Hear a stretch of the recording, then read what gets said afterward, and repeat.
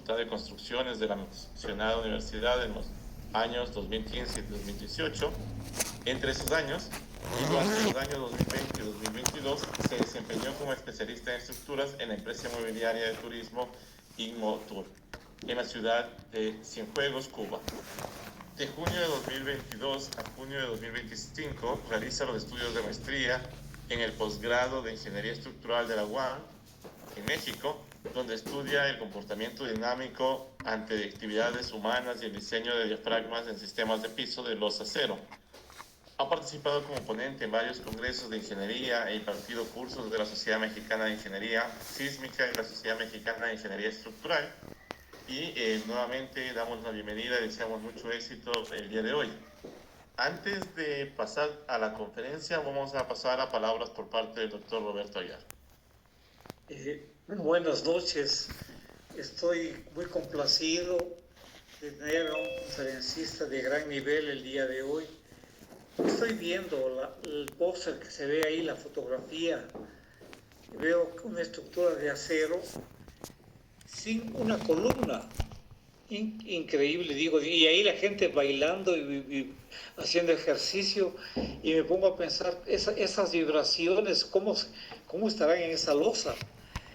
Ese tema de las vibraciones es muy importante porque hay estructuras, frente a la ESPE hay un puente de acero, que usted cuando pasa, es un puente colgante de acero, cuando pasa por ahí siente que está vibrando terriblemente y a uno le da la impresión de que a lo mejor se va a caer en un sismo. Realmente es un tema muy apasionante esto, que hay una persona que ha trabajado muchísimo, que es autoridad mundial en ese tema, es el doctor Gelacio Juárez. Y qué bien, eso nos da la pauta de que vamos a tener el día de hoy una magnífica conferencia.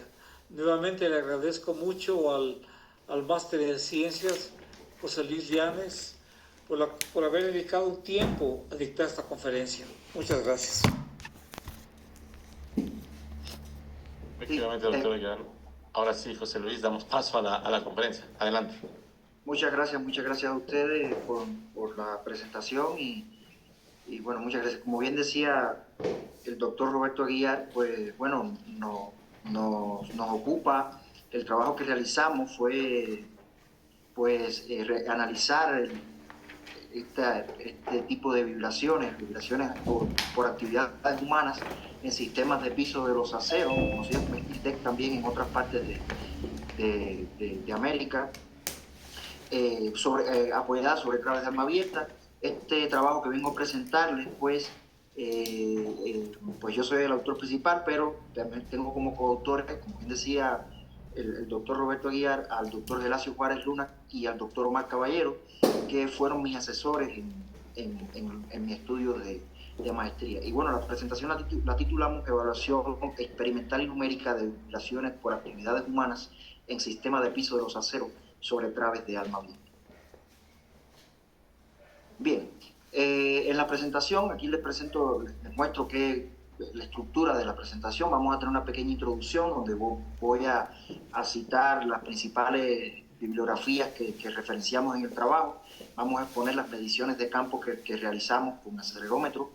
Vamos a exponer la validación numérica de los modelos numéricos. Vamos a ver cómo simplificar ese modelo mediante un modelado simplificado para hacerlo más asequible.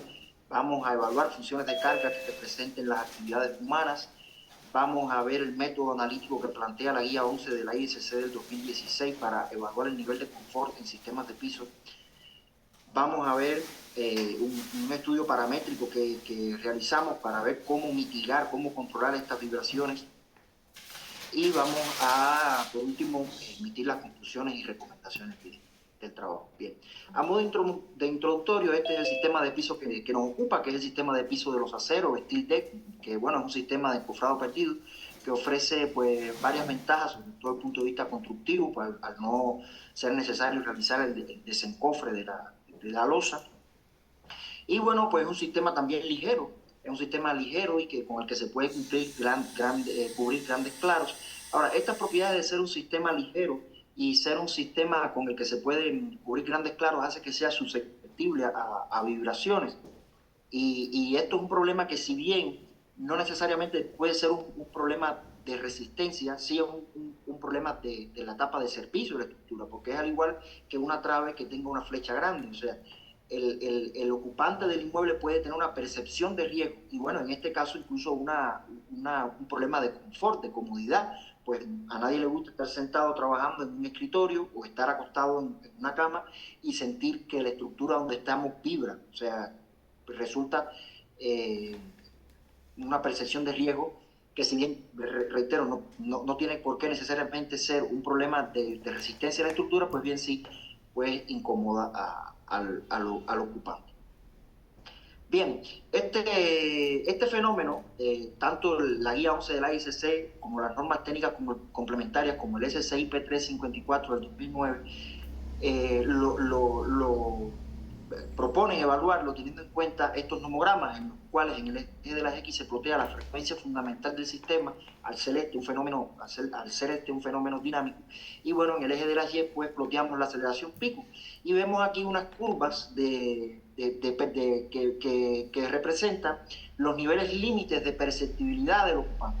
O sea, por encima de estas curvas, si dado para cada una de las funciones del inmueble, ya sea centros comerciales, salas de concierto o casas de habitación, oficinas, etcétera, representa un nivel de confort. Si se sobrepasa esa línea, pues el sistema de piso no está apto para este tipo de función, ¿no? Y bien, esto, como vemos, es un análisis basado en las aceleraciones, en el caso específico de la aceleración RMS y la aceleración AESPA, que están basadas en la aceleración de la raíz de la raíz cuadrada de la media de los cuadrados, ¿no? Y por otra parte, el manual IBUS enfrenta este fenómeno con este nomograma más colorido, este diagrama colorido que vemos acá, que se plotea en el eje de las X la masa modal del sistema y en el eje de las Y la frecuencia fundamental. Caemos en una zona y luego vamos a la tabla de arriba y vemos si esa zona está apta para la función que tiene el inmueble o no, y esto es un sistema basado en velocidades. Nosotros basamos la investigación, nos vamos a basar en los métodos basados en aceleraciones. ¿Por qué los métodos basados en aceleraciones? Porque nosotros, como seres vivos, percibimos los cambios de movimiento por la aceleración. No percibimos, teóricamente podemos viajar a una velocidad en movimiento rectilíneo uniforme, a una velocidad constante, y no necesariamente tenemos que percibir el movimiento si no tenemos un punto de referencia. Bien, ahora, hay varios métodos. Estos métodos estas normativas que les expuse, todas tienen métodos analíticos para determinar la aceleración del sistema y el nivel de confort. Bueno, Pavian y colaboradores y Roybaran y colaboradores, 2013 y el 2020 respectivamente, pues ellos evalúan un universo de pisos de 122 y 50 respectivamente, y, bueno, ambos determinan que es la guía 11 de la ISC la que mejor predice el nivel de conformidad de los ocupantes del sistema de piso. Bien, en cuanto a la simulación del caminar, la representación numérica del caminar de las personas, bueno, la guía 11 del 2016, de la ISC del 2016, pues representa el caminar humano a través de una sumatoria de Fourier en función seno, en la que el parámetro Q representa el peso del caminante.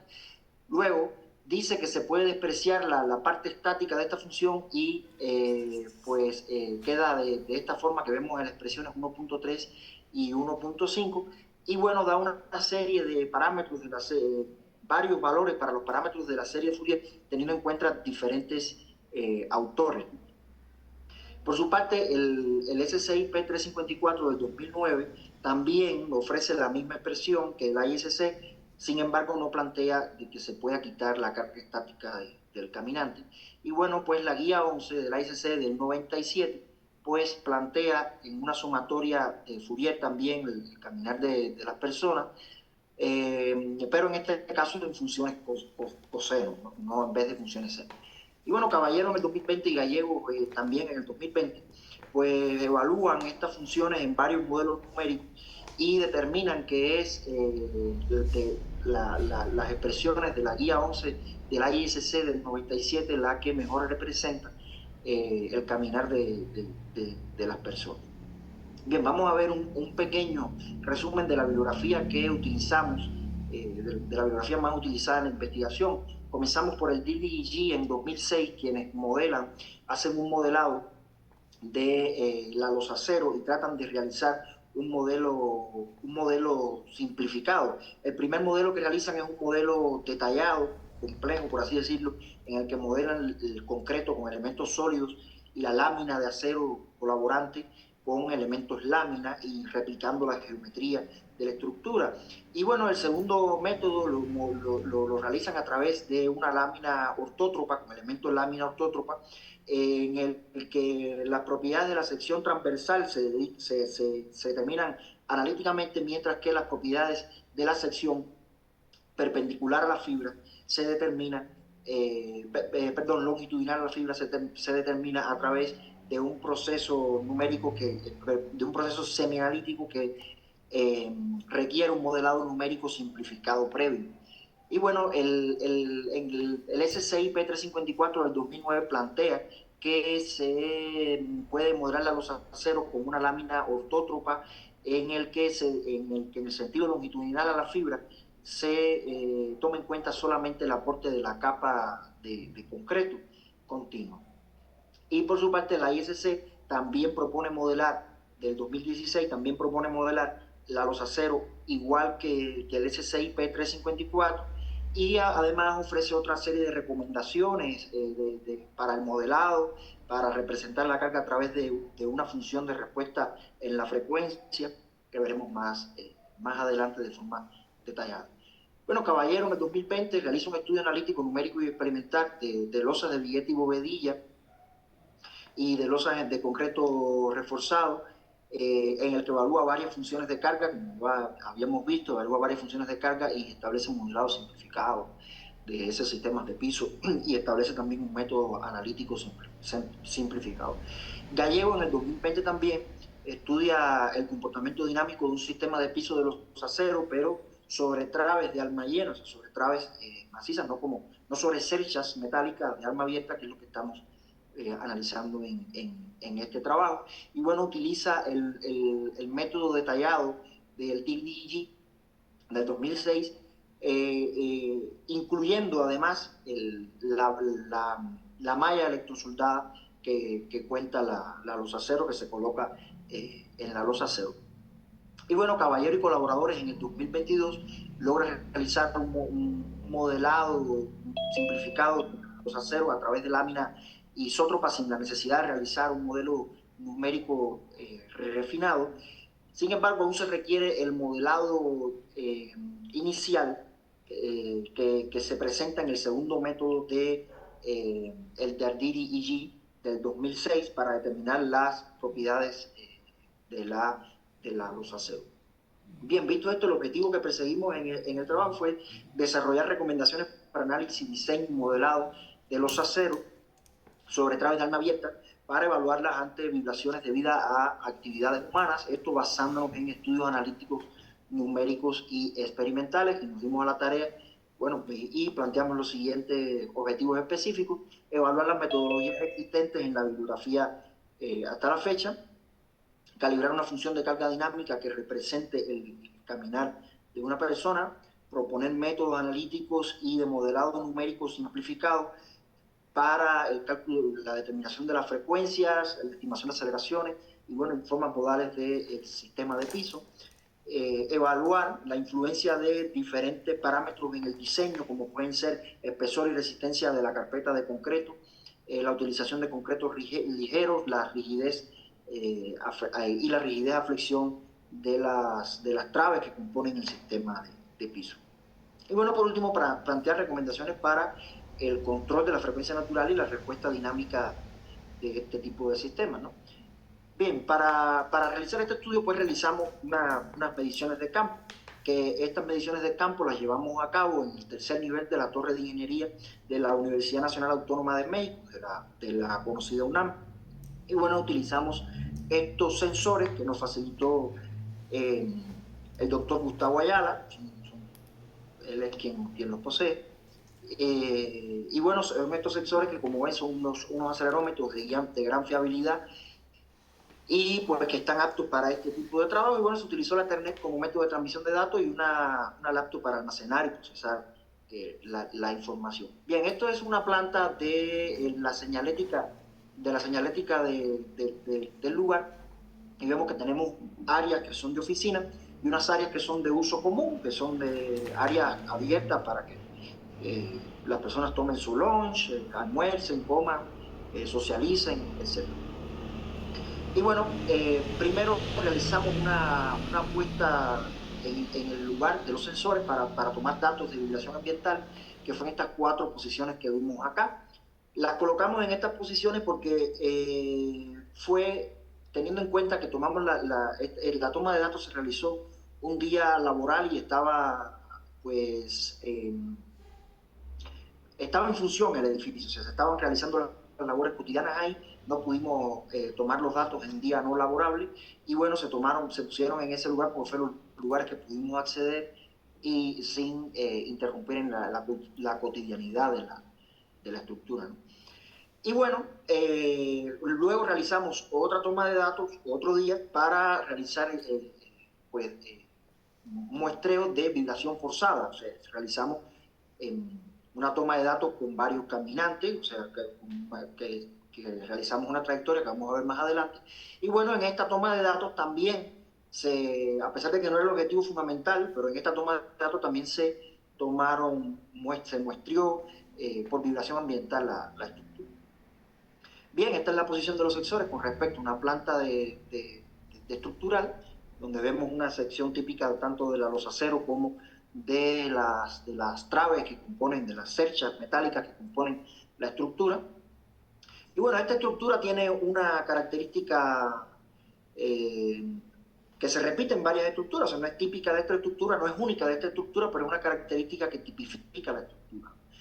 Y es que esta estructura está compuesta por marcos típicos compuestos por columnas de sección rectangular de acero y traves de alma abierta y bueno, la losa acero. Y bueno, estos marcos típicos pues se replican en la estructura a un determinado espaciamiento. Y bueno, pues los claros que resultan entre marco típico y marco típico pues se cubren con elementos principales y secundarios en ambas direcciones. Entonces, en este trabajo vamos a llamar intercolumnio al espacio que delimitan dos marcos típicos, que delimitan entre dos marcos típicos, y bueno, al tablero vamos a llamar el espacio comprendido entre 4 columnas. El tablero es el espacio que queda delimitado por 4 columnas. Bien, aquí mostramos la toma de datos, los resultados de la toma de datos de vibración ambiental para cada uno de los sensores. A la izquierda vemos el registro de aceleraciones ya filtrado y corregido, y a la derecha vemos el espectro de potencia resultante para cada uno de los sensores. Y bueno, esta es la posición P2 y aquí vemos los resultados de la toma de datos de vibración ambiental, también a la izquierda el espectro el registro de aceleraciones y a la derecha el espectro de potencia. Bien, veamos que para el caso del sensor 1760 y el sensor 1763 la posición coincidió la misma posición en las 2 tomas de datos. Esto lo hicimos con toda la intención para corroborar las 2 mediciones, y entonces que para las 2 mediciones pues se obtienen resultados que son pues muy, muy similares. A pesar de esto, vamos a tomar, para calibrar los modelos en el dominio de la frecuencia, vamos a tomar la posición de sensores P1 porque tenemos una mayor envergadura de toda la estructura. O sea, en la posición P2 solo instrumentamos el intercolumnio central de esa estructura, y en la posición P1, perdón, pues instrumentamos 3 intercolumnios, mientras en la P2 instrumentamos solo un intercolumnio. Bueno, el ensayo de vibración forzada, pues fue la trayectoria que seguimos. Aquí se puede ver en la imagen animada, partiendo desde la posición del sensor 1763, cruzando por el punto donde se esperaría la mayor amplitud modal la estructura hasta la posición del sensor 1754 y luego pues cruzamos en diagonal la estructura hasta pues ya terminar en lo que sería el punto comprendido por los ejes E y 8. Y bueno, acá también pueden ver en la tabla los caminantes, cada uno con su frecuencia de paso, una altura diferente, un peso diferente y un índice de masa corporal también diferente para cada uno de los caminantes. Y bueno, aquí vemos los registros de aceleración para los ensayos de vibración forzada, y noten que hay varios puntos que sobrepasan, la aceleración sobrepasa el límite de perceptibilidad para el uso de oficinas que tiene este piso. Este piso tiene un uso de oficinas y el nivel de perceptibilidad límite que establece la norma técnica complementaria y la guía 11 de la ICC es de 0.005 veces la aceleración de la gravedad, lo que sería 0.5% la aceleración de la gravedad. Bien, vamos a pasar a la validación numérica del modelado. Bien, primeramente realizamos un modelo donde se modeló de forma detallada la luz acero, de igual forma que lo hizo Gallego en el 2020 y lo hicieron en el Dardiri en el 2006, donde modelamos el concreto con elementos sólidos, la losacero con elementos lámina y las barras de la malla electrosoldada con elementos barra. Y bueno, pues los elementos componentes de las columnas y de las traves pues se concibió con elementos tipo barra tridimensional. O sea, replicamos la geometría de la estructura lo más cercano a la realidad que pudimos. Y bueno, el modelo se realizó en el programa SAP 2000, la versión 22.2.0. Para este modelado, estos son los primeros modos numéricos, los primeros 9 modos numéricos que obtenemos con participación modal en el eje vertical, que es el que nos ocupa, que es el que nos interesa. Y bueno, aquí vemos los modos con cada una de sus frecuencias. Y bueno, obtenemos que para todos los modos que tenemos una diferencia menor al 5% con las formas modales, entre las formas modales numéricas y las formas modales experimentales, a excepción del primer modo para el sensor 1763, qué es lo que pasa y veamos qué es lo que pasa en esta posición. Aquí en itinerante en la imagen podemos ver la posición del sensor 1763 en la estructura, y acá en la imagen a la derecha podemos ver los espectros de potencia superpuestos para los 5 sensores que se colocaron en la posición P2. Y notemos que hay un pico para los restantes 4 sensores, a excepción del 1763, muestran un pico alrededor de los 7.7 Hz de frecuencia. Sin embargo, el sensor 1763 lo muestra desfasado del resto de los sensores. ¿Y qué es lo que ocurre? Pues miren la posición donde se colocó ese sensor, lo podemos ver en esa imagen. Es una posición que está muy cerca del vano de la escalera y pues al estar cerca del vano de la escalera pareciera ser que está captando el modo de vibrar de la escalera y no el modo de vibrar de la estructura como tal. Entonces ahí pues ese valor se considera como un valor espurio al no coincidir no solo con las frecuencias numéricas, sino también con las restantes frecuencias experimentales que se obtienen en los otros sensores. Y bueno, pues al considerarse un valor espurio, pues queda validado el modelado numérico. Bien, ahora este modelado numérico es costoso computacionalmente y en horas de trabajo, porque realizar ese modelado detallado de la luz acero, pues tiene un gran número de grados de libertad y requiere mucho tiempo de modelado de la persona, o sea, no solo el gasto computacional, sino también el gasto humano. Y bueno, la primera forma de reducir ese modelo fue pues reduciendo el tamaño del modelo. El Dardiri y Caballero en el 2020, Gallego en el 2020 y Caballero en el 2022 modelan tableros aislados, o sea, reducen el modelo al tablero de interés. Y pues bueno, obtuvieron buenas estimaciones de la frecuencia fundamental del sistema. ¿Cómo vamos a realizar pues el aislamiento de la zona de interés, pues ¿qué hicimos? Tenemos el entrepiso de interés, vamos a aislar los intercolumnios de interés y vamos a aislar el tablero de interés. Y bueno, pues esto da una serie de modelos en los cuales podemos ver el criptograma en la última fila de esta tabla. Y nótese que tenemos unas disminuciones en los tiempos de análisis pues grandísimas, o sea, disminuciones siempre superiores al 92% del tiempo de análisis.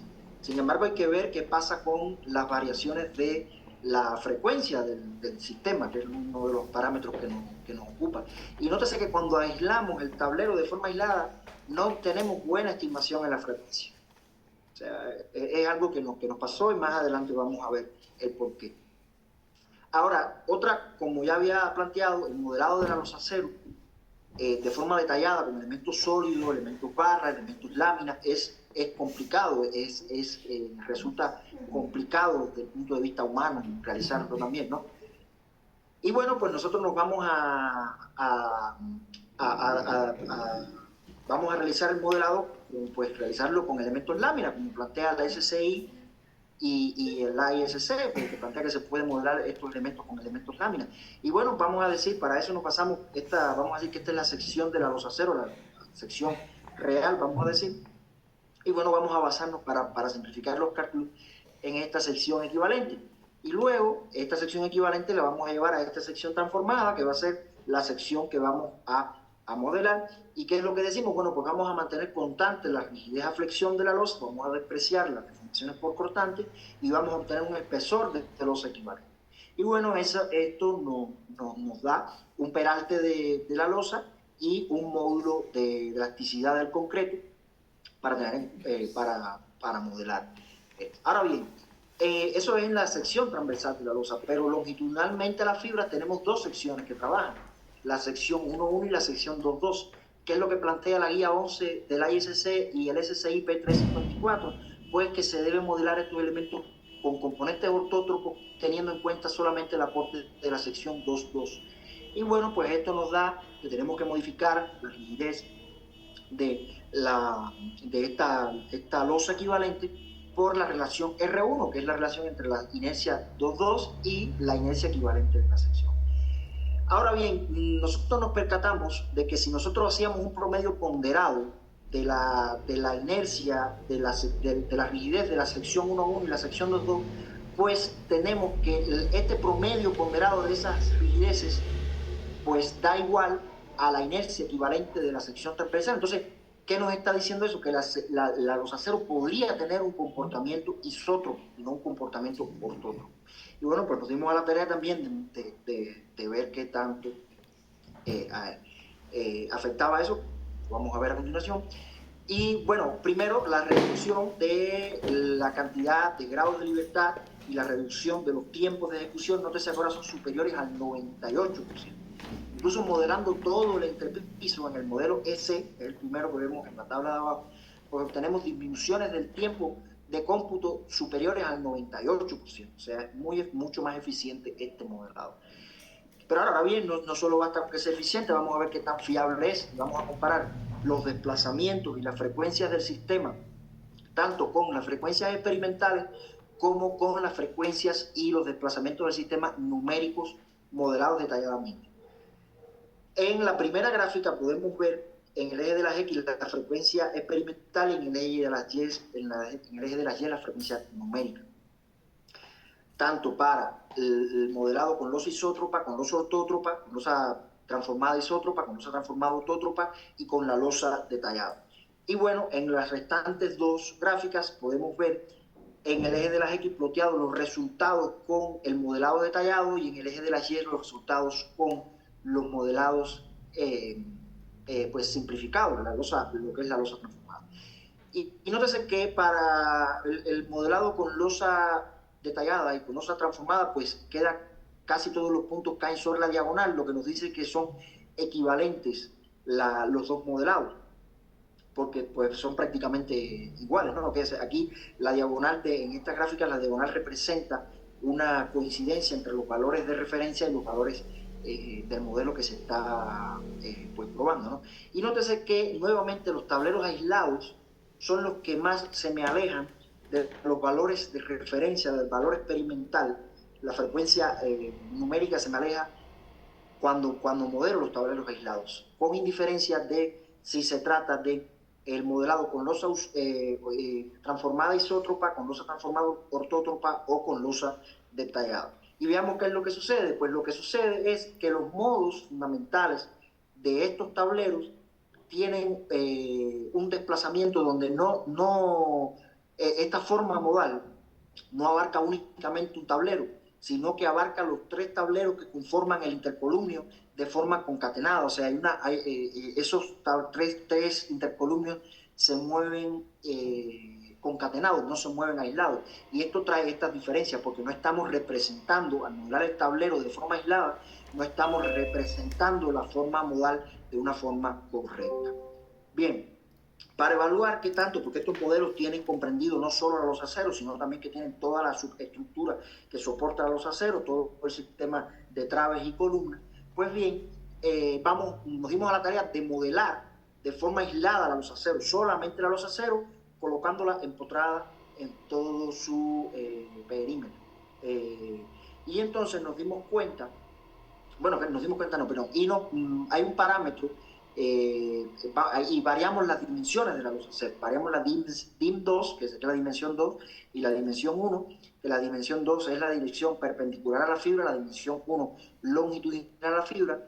Y nótese que se puede hacer una equivalencia entre la relación entre la dimensión 2 y la dimensión 1, entre el claro de las traves secundarias y el espaciamiento de estas. Pues recordemos que las traves secundarias en este sistema de piso se colocan de forma perpendicular a la fibra. Entonces, nos dimos a la tarea de plotear la variación de la frecuencia fundamental y el desplazamiento máximo de la losacero con estos tipos de modelado. Y nótese que la diferencia con respecto al modelo de referencia, que sería el modelado detallado, se vuelve el comportamiento ortótropo de la losa es relevante solo cuando hay relaciones de rectangularidad, que llamamos a esta relación entre dimensión 2 y dimensión 1 mayores a 2. Y para las relaciones mayores a 2, las relaciones de rectangularidad mayores a 2, el comportamiento ortótropo no es relevante.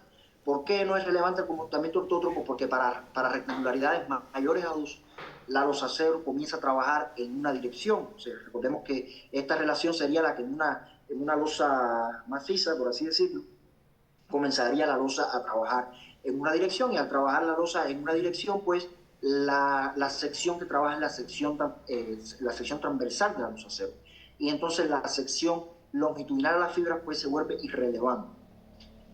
Bueno, nos dimos a la tarea también de evaluar varias funciones de carga, y vamos para representar el caminar de una persona. Y bien, evaluamos las expresiones que se encuentran en la guía 11 de la ICC del 97, en la guía 11 de la ICC del 2016 y en el manual SCI P354 del 2009. Nos da un total de 10 funciones de carga, con pues 3 caminantes, ¿no? Nótese que estas funciones estas son sumatorias de Fourier, reitero, que contemplan hasta el cuarto armónico del caminante. Bien, ya teniendo estas 10 funciones de carga, estas funciones de carga las aplicamos en las posiciones del sensor 1763, la posición del sensor 1760 y en la posición del sensor 1729. Luego de aplicada la carga, pues para un amortiguamiento del 3% obtenemos el registro tiempo-historia en aceleraciones para el propio punto de aplicación de la carga. ¿Por qué en el propio punto de aplicación de la carga? Porque recordemos que en la trayectoria, si recordamos la diapositiva donde se muestra la trayectoria de los caminantes pasa muy cerca de donde se colocaron los sensores, e incluso hasta por encima del sensor, no pisándolo, pero no pisando el sensor directamente, pero sí, las pisadas pues caen cerca de la posición del sensor. Luego que obtenemos este registro de aceleraciones, pues obtenemos la raíz cuadrada de la media de los cuadrados y multiplicamos ese valor por raíz de 2 y obtenemos el valor de ESPA, que es el valor que plantea la guía 11 de la ICC para determinar el nivel de confort de estos sistemas de piso. Bien, veamos, aquí tenemos pues, nomogramos igual, donde el valor de referencia se encuentra en el eje de las X y el valor que estamos obteniendo del modelado numérico, o sea, el valor experimental en el eje de las X y el valor numérico en el eje de las Y, de aceleración máxima en el registro tiempo-historia. Y nótese que consistentemente hay funciones que tienden a subestimar los valores de aceleración experimental, mientras que estas dos funciones tienden a sobreestimar los valores de aceleración experimental. Y bueno, obtenemos estas tres expresiones que pues hay una distribución, digamos que a ambos lados de la diagonal, que son las que mejor estimación ofrecen de la aceleración experimental.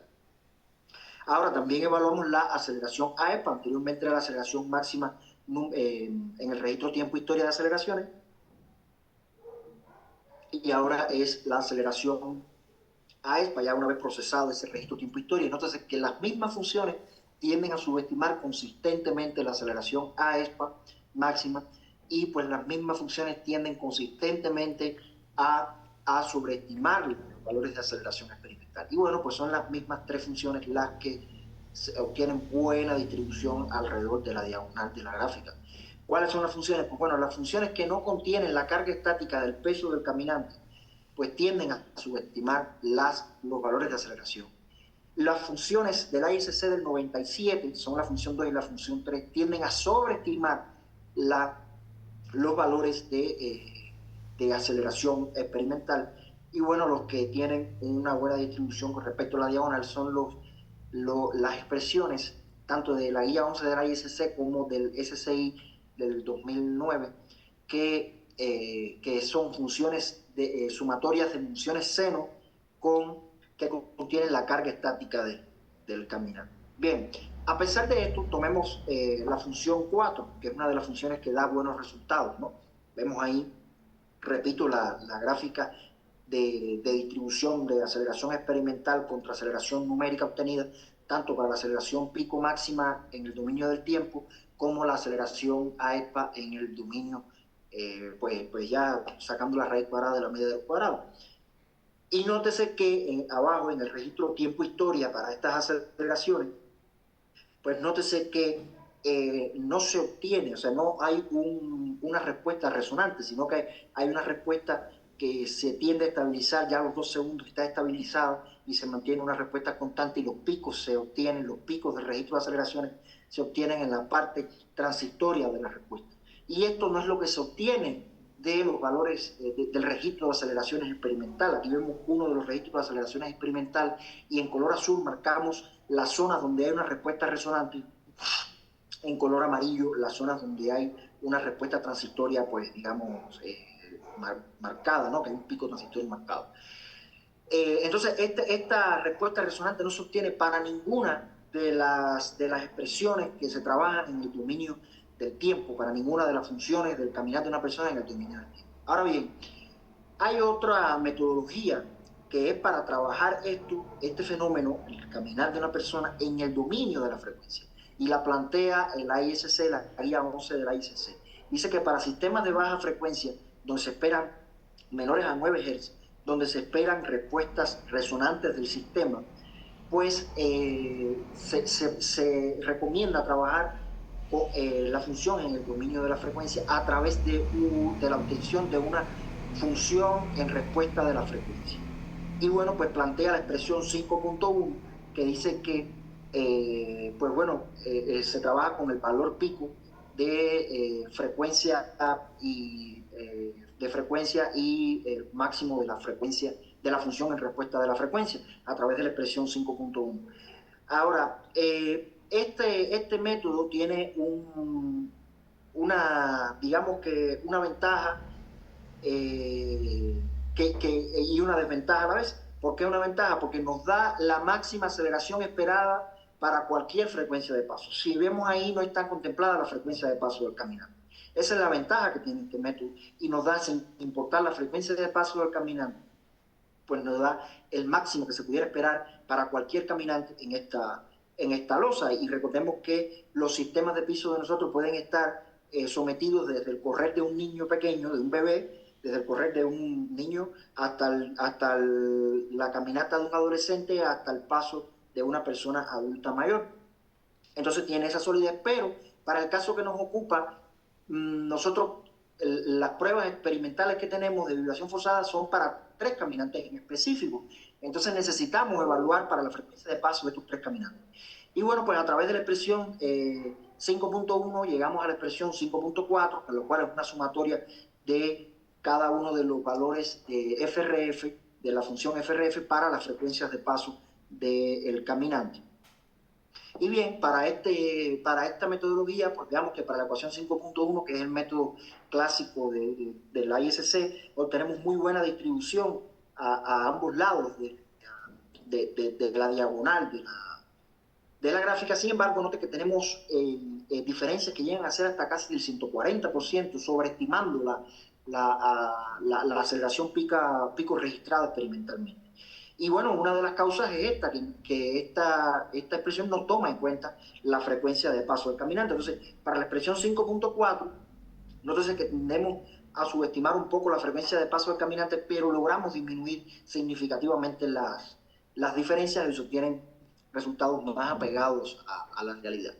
Ahora bien, la guía 11 de la ICC establece un método analítico para estimar el nivel de confort de estos sistemas de piso, el nivel de confort del ocupante en estos sistemas de piso. Y bueno, esta metodología lo que hace es estimar la frecuencia del sistema a partir de la flecha obtenida para las traves secundarias y las traves principales del sistema, y lo que bueno plantea modificar la inercia de la sección de las traves teniendo en consideración el tipo de trave que es, la relación entre longitud y peralte de la trave, el tipo de apoyo que tiene la trave, etc. Y bueno, nótese que tiende consistentemente a subestimar la frecuencia fundamental del sistema.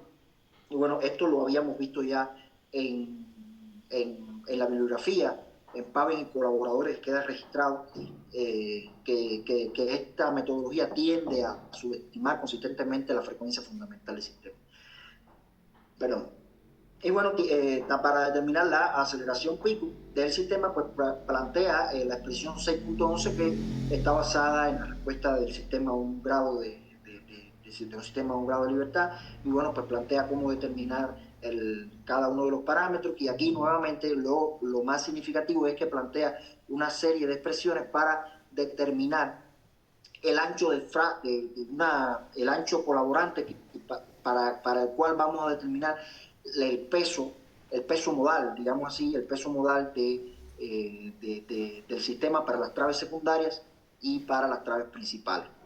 Y entonces también tiene en cuenta una serie de parámetros que toman en consideración el tipo de trave con que se está trabajando, la posición, si el tablero tiene panos, si el tablero es un tablero que está emboladizo, etcétera. Tienen en cuenta una serie de parámetros para considerar eso. Y nótese que pues tenemos diferencias que pudieran parecer elevadas, pero que están en el orden de las diferencias que obtuvimos numéricamente con procedimientos más costosos computacionalmente y que requieren más tiempo para ejecutarlo, porque este método analítico, pues una vez que ya lo podemos programar en el programa de nuestra preferencia, inclusive hasta en Excel, y ya pues una vez hecho queda muy cómodo. Y bien, por último, realizamos un estudio paramétrico para ver cómo podíamos controlar este problema de vibraciones para tomar en cuenta. Bien, lo primero que nos dimos la tarea de variar pues fue la inercia de las traves. Esto lo variamos de dos formas, variando la sección de los cordones superior e inferior de las traves, y pues bueno, también variando el peralte desde 30 centímetros hasta 130 centímetros, el peralte de las traves secundarias. Y veamos que aquí en el eje de las X se encuentra representado la relación entre la inercia que estamos trabajando, entre la inercia que tienen las traves de la estructura originalmente. O sea, las disminuimos, verán que hay valores menores a 1, y las aumentamos para los valores mayores a 1. Nótese que se aumentó la inercia hasta casi 3 veces el valor inicial de la inercia, y no obtenemos disminuir de forma significativa las aceleraciones pico del sistema, ni tampoco hay un aumento significativo en la frecuencia del sistema, pues incluso no logramos sacar al sistema de las zonas de baja frecuencia. Ahora bien, otro parámetro que variamos, que modificamos, fue la cantidad y espaciamiento de traves secundarias. Nótese que variamos tanto las traves secundarias perpendiculares a las principales como las traves secundarias paralelas a las principales.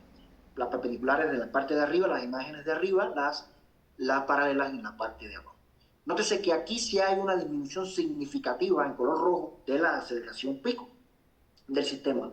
Sin embargo, no varían para el caso de las traves secundarias perpendiculares a las principales, no varían ni la frecuencia fundamental del sistema ni la masa modal del sistema. Entonces, aquí nos surgió una interrogante que vamos a esclarecer más adelante, porque si no están variando las propiedades dinámicas del sistema, ¿por qué está variando la respuesta del sistema? No estamos variando ni la fuente de excitación ni estamos variando la aceleración máxima, perdón, no estamos variando la excitación del sistema, ni estamos variando las propiedades del sistema. ¿Por qué disminuye la aceleración pico del sistema? Y nótese que para las traves secundarias paralelas a las principales sí tenemos un aumento de la frecuencia fundamental del sistema, logramos disminuir la masa modal, la masa que mueve el primer módulo, y logramos disminuir significativamente la aceleración pico del sistema en el punto de análisis. Ahora, ¿por qué está pasando lo que sucede en las imágenes de arriba para las traves secundarias paralelas a las principales? ¿Por qué, si no me varían las propiedades dinámicas del sistema, por qué está disminuyendo la respuesta del sistema? ¿Por qué disminuye la respuesta del sistema? Pues bien, veamos el modelo de referencia, la estructura original como la teníamos en la primera imagen, y veamos un modelo con 6 traves secundarias paralelas a las principales, y veamos el modelo con 4 traves secundarias paralelas a las principales. Nótese que el punto de máxima amplitud modal se mueve del centro del intercolumnio hacia la zona del pano de la escalera. Y entonces esto hace consigo que hay pues como vemos hay un desplazamiento del punto de máxima amplitud modal. Entonces, ¿qué sucede cuando analizamos el punto de máxima amplitud modal? Pues cuando analizamos el punto de máxima amplitud modal, aplicamos la carga en el punto de máxima amplitud modal y extraemos el registro de aceleraciones del punto de máxima amplitud modal, pues tenemos que cuando modificamos las traves secundarias perpendiculares a las principales, no hay una prácticamente modificación en el sistema. O sea, por mucho que aumentamos hasta 8 el número de traves y no logramos prácticamente variar la respuesta del sistema ni la frecuencia fundamental del sistema. Sin embargo, cuando lo hacemos para el número de traves secundarias paralelas a las principales, pues sí obtenemos una disminución de la masa modal, una disminución de la frecuencia, obtenemos una disminución también de la aceleración pico, nuevamente en color rojo. Bien, otro parámetro que variamos fue el aporte de la losa cero, el aporte propio de la losa cero, ¿no? ¿Y cómo podemos variar el aporte de la losa cero? Pues variando las propiedades mecánicas del concreto, desde 210 kilogramos por centímetro cuadrado, que es el mínimo que establece la mayoría de los manuales del mínimo de resistencia para este tipo de elementos, hasta 500 kilogramos por centímetro cuadrado. También variamos el espesor de la carpeta de concreto desde 5 hasta 12 centímetros. Y bueno, también evaluamos la utilización de concretos ligeros, el cual hay que tener en cuenta que cuando se utilizan concretos ligeros no solo se modifica la densidad de este concreto, el peso propio de este concreto, sino que también se modifica el módulo elástico, pues los concretos ligeros por regla general tienen menor módulo elástico que los concretos convencionales. Ahora bien, veamos qué es lo que pasa cuando variamos las propiedades mecánicas del concreto, o sea, el módulo elástico del concreto, que en fin es el que incide en la respuesta del sistema, en las propiedades mecánicas del sistema. Veamos que tenemos un comportamiento casi lineal cuando aumentamos el módulo elástico del concreto con respecto al aumento de la frecuencia del sistema y la disminución de la respuesta en aceleraciones. Sin embargo, A nosotros como estructuristas lo que nos interesa es más bien la resistencia al concreto, porque cuando nosotros diseñamos y cuando en obra se pide el concreto, pues no se pide un concreto por el módulo elástico, se pide un concreto por su resistencia a la compresión.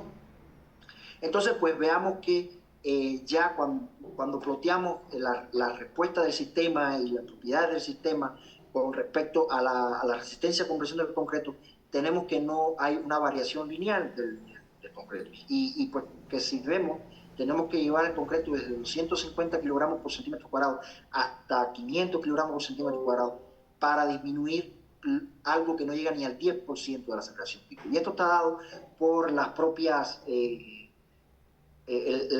características que tiene la curva, digamos, cuando planteamos la curva del módulo elástico en función de la resistencia a compresión de concreto, nótese que la relación pues no es lineal y que es necesario aumentar un valor significativo de la resistencia al concreto para aumentar el módulo elástico.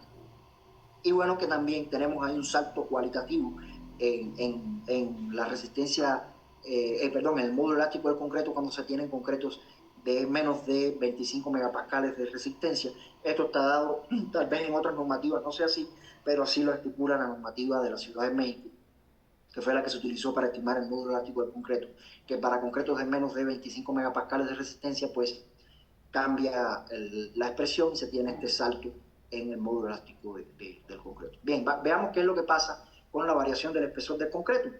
Veamos que con la expresión con la variación del espesor del concreto, la frecuencia fundamental del sistema prácticamente no varía, se mantiene cuasi constante. Sin embargo, aumentamos la masa modal del sistema y esta masa modal, al aumentar la masa modal del sistema, hace que disminuyan las aceleraciones resultantes hasta un 40%, lo cual, bueno, sí es algo significativo. Y bueno, por último, la utilización de concretos ligeros, tuvimos en cuenta, pero sin aumentar el peso de la estructura, o sea, trabajamos un rango de espesores que siempre fuera, de forma tal que siempre el peso de la estructura fuera igual o menor que el peso inicial de la estructura. Y nótese que para espesores pequeños lo que hace es aumentar la respuesta del sistema. Y aquí nuevamente se tiene, pues, digamos que cuasi constante la frecuencia fundamental del sistema. Hay una variación al inicio dada con respecto a la estructura original, dada por esta variación en el módulo elástico del concreto. Sin embargo, ya, pues una vez que se cambia el módulo elástico del concreto, pues sin importar cuánto se incremente la carpeta de concreto, pues no hay variaciones en la frecuencia. Sin embargo, sí se varía la masa modal y nótese que aquí entra otra línea, una línea azul clara, que lo que muestra es la rigidez, el producto E por I de la losacero. Nótese que cuando el producto E por I de la losacero es superior al producto E por I inicial, o sea, cuando cruza por encima del eje cero, de la Y, del cero de la Y, perdón, pues sí disminuyen los valores de aceleración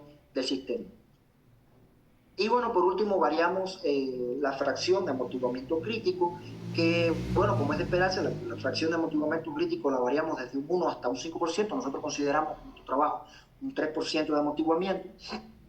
Y bueno, nótese que no mostramos gráficas de la frecuencia fundamental, pues bueno, estas variaciones de la frecuencia fundamental en rango del 1 al 5%, pues no afectan de forma significativa la estimación de la frecuencia.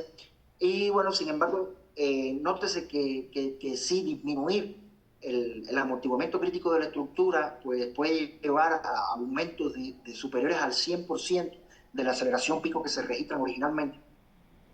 Y bueno, aumentarla hasta el 5% pues puede llevarnos a disminuir hasta un 40% las aceleraciones picos del sistema. Ahora, esto es importante porque, sobre todo cuando hay estructuras que se le va a hacer un cambio de uso, porque el cambio de uso de la estructura puede afectar el amortiguamiento de la estructura, puesto que el mobiliario incide en el amortiguamiento de los sistemas de piso, en el amortiguamiento vertical de los sistemas de piso. Entonces, tener un cambio de función del sistema de piso puede ser, pues, significativo en estos casos. Bien, por último vamos a dar el sistema de conclusiones y recomendaciones del trabajo. Y bueno, pues vimos que se realizó un modelado numérico detallado del sistema de piso del tercer nivel de la Torre de Ingeniería del UNAM, donde se obtuvo una diferencia máxima con las frecuencias experimentales del 4.68%, quedando validado como satisfactorio el modelado numérico detallado. Y bueno, para simplificar el costo humano del modelado, se reduce el tamaño del modelo llevando a la zona de interés, llevando a disminuciones del tiempo de análisis superiores al 92%. Y bueno, las mejores estimaciones de la frecuencia fundamental se obtienen cuando se modela el entrepiso completo y el intercolumnio de interés. Recordemos que no se obtienen buenos resultados cuando aislamos solamente el tablero de interés.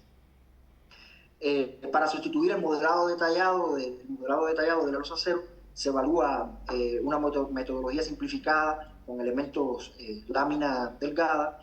Y bueno, pues que recordemos que se comprobó que cuando la relación entre la dimensión 2 y la dimensión 1 es superior a 2, recordemos que empieza a trabajar en una dirección la losa cero, y bueno, pues la característica ortótropa de la losa cero pues no tiene relevancia. La propiedad autótropa de la losa cero no tiene relevancia. Y bueno, las mejores representaciones de la carga en el dominio del tiempo se obtienen con las funciones seno, que incluyen las sumatorias de Fourier con funciones seno, que incluyen la carga estática del caminante. Y bueno, que con el análisis en el dominio de la frecuencia a través de la curva FRF planteado en el AICC se obtiene una mejor estimación de las aceleraciones pico con el análisis en el dominio del tiempo. Y bueno, que sin embargo se tiende a sobreestimar las aceleraciones pico obtenidas experimentalmente, dado porque esta metodología no contempla la frecuencia de paso del caminante. Y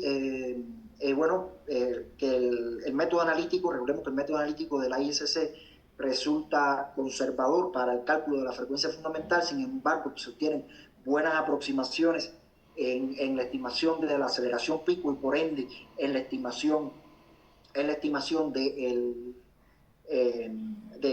nivel de confort de los sistemas de piso, que en última instancia es una relación entre la frecuencia fundamental y la aceleración pico.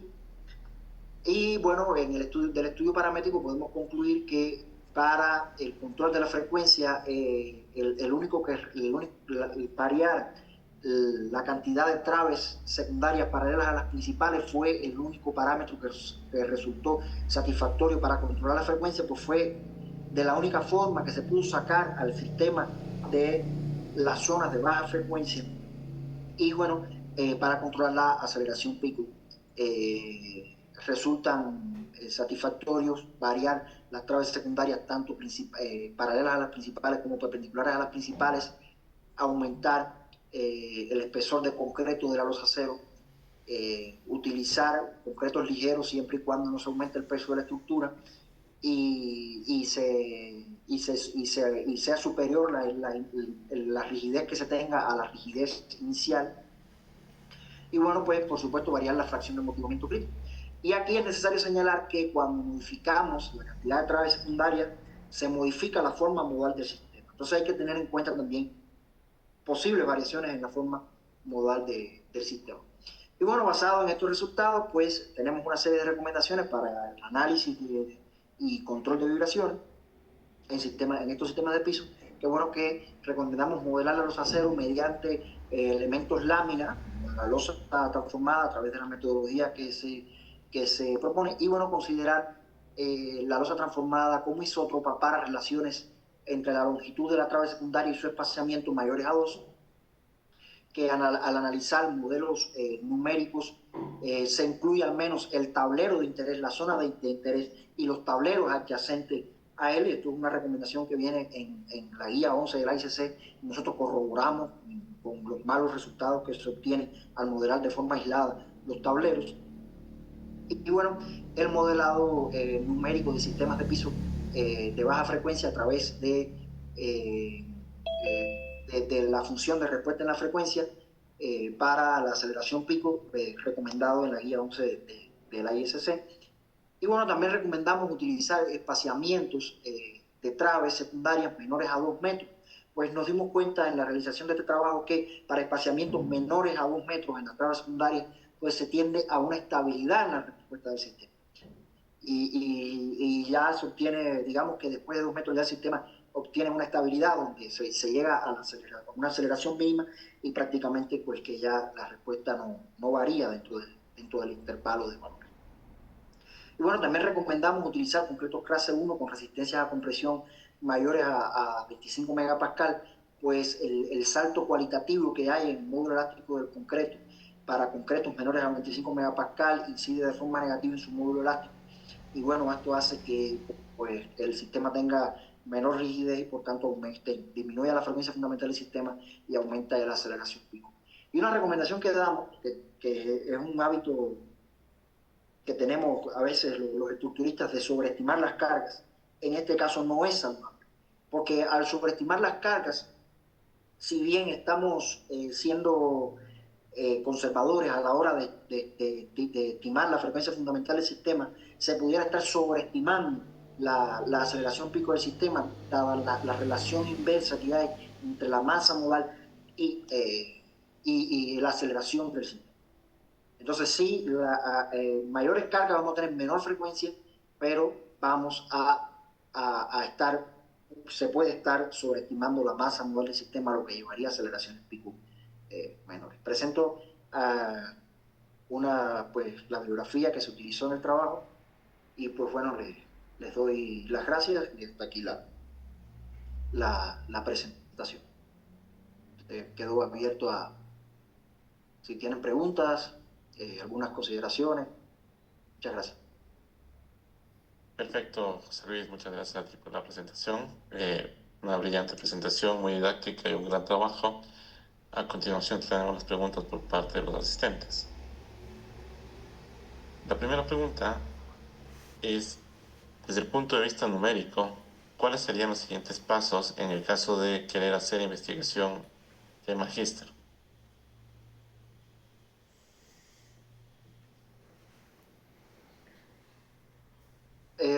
No me queda claro, investigación de magíster para hacer una investigación análoga a esta. Me parece que sí. ¿O cuáles son las brechas que todavía quedan pendientes, digamos, en este campo? Bueno, quedan brechas, por ejemplo. Bueno, primero voy a decir la metodología que nosotros seguimos. Nosotros realizamos toma de datos experimentales, que ahí vieron que lo realizamos en el tercer nivel de la Torre de Ingeniería de la UNAM. Realizamos esa toma de datos experimentales para tener con qué calibrar los modelos. Luego realizamos los modelos numéricos de la forma que aquí se mostró, primeramente de forma detallada, que era una metodología que ya estaba aprobada desde el Dardiri y en el 2006. Luego la trabajó Félix Gallego en el 2020. Y luego pues la trabajé yo, o sea, la historia, digamos el histórico de las investigaciones que se realizaron por el equipo de investigación del doctor Gelazo. El Dardiri no forma parte del equipo del doctor Gelazo, es una bibliografía que utilizamos para realizar el modelado detallado y que nos basamos también para realizar los modelados simplificados. Ya una vez que teníamos el modelo calibrado, calibramos el modelo con los valores experimentales, pues nos dimos a la tarea de, bueno, primero cómo simplificamos este modelo que está demasiado complejo, cómo lo simplificamos. Entonces ahí sale todo este tema de modelar la losa cero con elementos láminas, ya sea isótropa u ortótropa, la lámina, pero modelar la losa cero con elementos láminas. Y ya una vez que tuvimos los elementos modelados, pues nos dimos la tarea de realizar un estudio paramétrico, de ver cómo incidía variar las propiedades mecánicas y geométricas de los diferentes componentes de la estructura para ver cómo incidían esos parámetros. Esa fue la metodología que nosotros seguimos. Y bueno, también evaluamos el método analítico de la ISC, pero bueno, es un método analítico que se evalúa de forma fácil, de forma sencilla, digamos que rápida, y es el método que proponemos para evaluar este tipo de sistemas de piso por vibraciones, ¿no? Y quedan varias brechas, o sea, si me pregunta a mí, quedan las brechas de ver, el ISC dice que son potencialmente peligrosos, son potencialmente susceptibles a este tipo de vibraciones, los tableros que contienen vanos y los tableros que contienen volados. Entonces, eso nosotros no lo analizamos y es algo que nos dimos cuenta también en el desarrollo de la investigación. ¿Por qué? Primero, por la no congruencia del sensor, del valor experimental del sensor que colocamos cerca del vano con el resto de valores de los otros sensores. Y luego vimos cómo se va moviendo el punto de máxima amplitud modal cuando variamos la inercia, el espaciamiento de las traves, cuando variamos el espaciamiento de las traves secundarias, cómo va moviéndose el punto de máxima amplitud modal, cómo se va moviendo hacia la zona del mapa. O sea, comprobamos que tiene razón la guía 11 de la ICC cuando plantea que son fuertemente susceptibles las estructuras que tienen ese tipo de irregularidades, los tableros que tienen ese tipo de irregularidades, lo comprobamos. Entonces ahí queda una brecha, creo yo, que amplia para futuros trabajos. Y creo que también hay una brecha que hay muchísimos autores que han tratado de representar el caminar de las personas. Ahí hay una brecha grande porque si se dan cuenta, nosotros obtuvimos resultados que no son los ideales que esperaríamos para este tipo de trabajo. O sea, no tenemos buena estimación de la aceleración PIC, sobre todo en las funciones de carga en el dominio del tiempo. Y bueno, está este método del dominio de la frecuencia en sistemas de piso de baja frecuencia que sí resulta más eficiente, ¿no? O sea, resulta mucho más eficiente. Y yo creo que ahí también en evaluar más funciones de carga, realizar experimentos de funciones de carga, hay otro sinfín Yo evalué 10 funciones de carga en mi trabajo.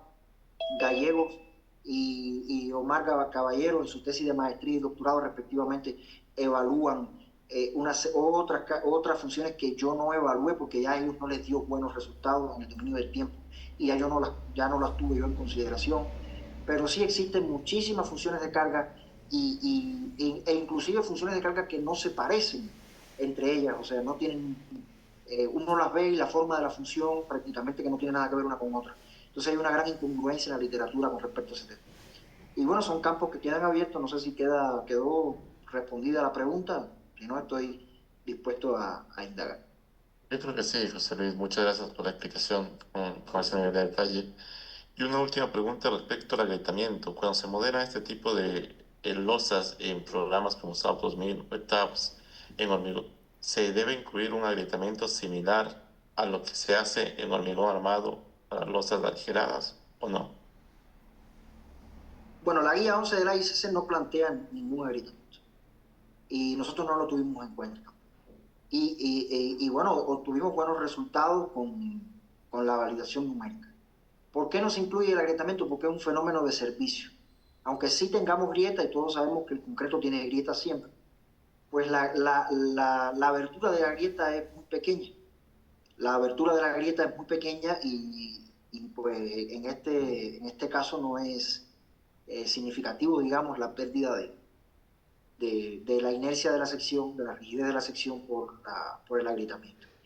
Inclusive, nosotros no lo utilizamos por falta de datos experimentales en México, pero la guía 11 plantea multiplicar el módulo elástico del concreto por 1.3 por efectos del aumento que tiene la carga, el módulo elástico del concreto ante cargas dinámicas.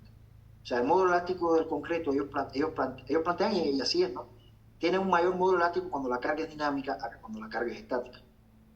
Entonces, ellos no agrietan e inclusive aumentan el módulo elástico del concreto. Nosotros no lo tomamos en cuenta porque no tenemos ellos plantean ese valor basado en los resultados de los concretos que ellos manejan. Pero cada concreto, según la zona, incluso dentro del mismo país, incluso aquí dentro de México, hay varias expresiones para determinar el módulo elástico del concreto en dependencia de la zona, en dependencia del área que se utilice, etc. como no encontramos un valor, un estudio que tuviera, que nos dijera cuál era el incremento del módulo elástico por efecto de la carga dinámica en México, pues no lo utilizamos. No utilizamos ese incremento del módulo elástico. Bueno, muchas gracias por la respuesta. No hay más preguntas por parte de los asistentes. Pasamos a palabras por parte del doctor Roberto Guerra. Bueno, excelente conferencia. Me gustó muchísimo la parte práctica que hicieron evaluando la frecuencia y la respuesta en un edificio real de la UNAM. Eso le da más categoría a su investigación. Un gran trabajo que necesariamente, para entenderlo bien, es lo que nos presentó el día de hoy, hay que volver a verlo, hay que volver a leerlo con mucho detenimiento. Y por lo que yo le pido, de favor, si nos puede enviar el PDF de su presentación, porque con el PDF más el video que tenemos, yo acostumbro a ir viendo el video paso a paso y el PDF, y ahí uno va entendiendo este problema tan importante. Quiero aprovechar para felicitar a sus tutores, al doctor Gelacio Juárez, al doctor Omar Caballero, que han hecho un gran trabajo con usted y a usted mismo. Felicitaciones. Yo estaba pensando también, era con el trabajo que ha hecho el maestro José Luis Llanes. Creo que trabajando un poco más en esta misma temática, usted estaría ya candidato a un doctorado. Siga trabajando en esto, que ha trabajado ya mucho. Ha trabajado mucho y síganle ahí. Felicitaciones. Muchas gracias, te lo agradezco. Bueno, no sé si... nada, ¿qué le digo? Agradecerle a ustedes, agradecer al CENSI, a usted, doctor Roberto Villar, a Brian Cagua, que estuvo atento con la organización de la conferencia. Muchas gracias. Y agradecer también a mis asesores, al doctor Gustavo Ayala, que nos abrió las puertas de la Torre de Ingeniería del UNAM y facilitó los equipos para realizar las mediciones. Agradecer también, por supuesto, al CONACYT de México, que fui beneficiario de una beca CONACYT. Y bueno, decir que bueno, es una investigación hecha en México, a pesar de que yo soy cubano y en el póster de la presentación está la bandera de Cuba. Pues agradecerle a México también por abrirme las puertas, ¿no? Y permitirme superarme y permitirme hacerme maestro y llevar a cabo esta investigación. Y bueno, muchas gracias, reitero, muy agradecido. Y sí, no hay problema con enviarle el PDF, se lo hago llegar. Muy amable, muchas gracias. A ustedes. Bueno, antes de despedirnos, yo quisiera compartir un certificado de agradecimiento al maestro ingeniero José Luis Llanes Araujo por su destacada participación, por dedicarle el tiempo a estar acá y a preparar esta magnífica conferencia con el tema Evaluación Experimental y Numérica de Vibraciones por Actividades Humanas en Sistemas Los Acero sobre traves de alma abierta. Firma mi persona como coordinador de la red de Ciencia Lab. Te agradecemos también por todos los asistentes por acompañarnos lunes a lunes acá en este espacio. Un saludo al doctor Gelacio, al doctor Omar y a todos los que nos acompañan el día de hoy acá. Eso simplemente.